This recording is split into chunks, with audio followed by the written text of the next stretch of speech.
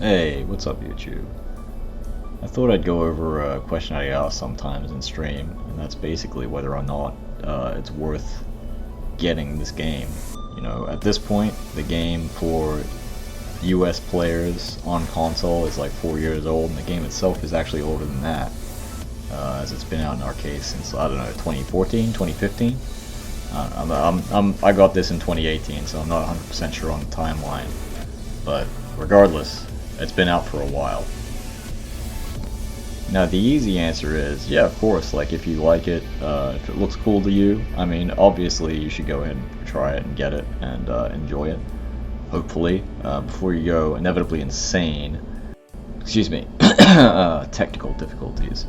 But yeah, no, the game itself, if you like it and it looks good, then obviously you should play it. But the second part of the question, the one that gets asked, maybe not as much in this game yet, because we don't have an announcement about a Tekken 8, but that inevitably gets asked over time is whether it's worth getting to prepare for the next one. And that's what I'm going to try and go over and cover here for a little bit. Spoiler alert though, the answer is yes in my opinion, and I feel like I'm not terribly controversial in saying this.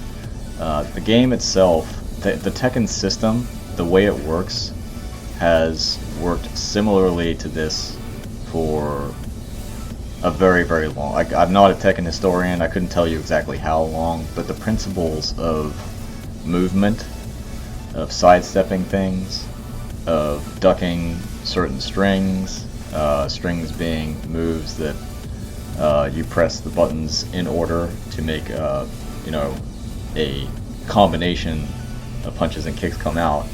That type of thing has been in Tekken for forever, and I very much doubt that that will be going away.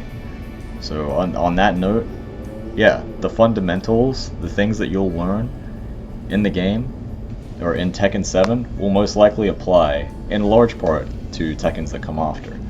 The reason that I have this going on in the background, just me moving around, doing combos, pressing buttons, is because at a basic level, that's what you're doing in Tekken. Obviously, there's no opponent on the screen right now, and your feel for how a person plays and what kind of strategy you need to use on different people, yeah, that's something that you figure out over time.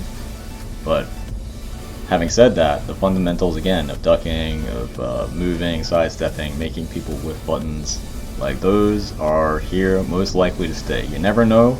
These developers keep you on your toes, not in the best of ways, but for all intents and purposes, it looks like much of the knowledge that you would take from this game would go into the next game with a few new wrinkles. Maybe the frame data is not exactly the same. Maybe you can't punish moves in a way that you used to be able to, or maybe there's like a few moves missing, a few moves added, but largely a lot of the things that are in Tekken 7 are probably going to be. Now, disclaimer, as I said earlier, the aforementioned developers are constantly on the lookout and on the move, making fighting games easier, trying to make them more accessible, so it's possible that I'm wrong about all of that. It is absolutely possible. As we've seen with Guilty Gear, the move towards accessibility and trying to make the game simpler and easier to understand have largely watered down the mechanics of that game. At least that's what it seems like. Not to say it's not still a deep game, but it appears that that move towards simplicity has taken many things out of that system. Is it possible that will happen with Tekken? It's possible. It's definitely possible. You can never rule anything out. But that doesn't mean that you're still not going to take. It's very hard for me to believe that they're going to take so much out of this game that the knowledge that you take from this game will have less meaning. That it will leave you in a worse state than it would if you'd never played it. Playing this game will absolutely leave you in a better state for playing Tekken 8, in my opinion, even having not seen when or whether Tekken 8 is coming out in the near future. Once again, that's probably not a statement that I should make, because you never know. You never know for sure. But it's hard for me to believe that playing this game will leave you in a worse spot for that game.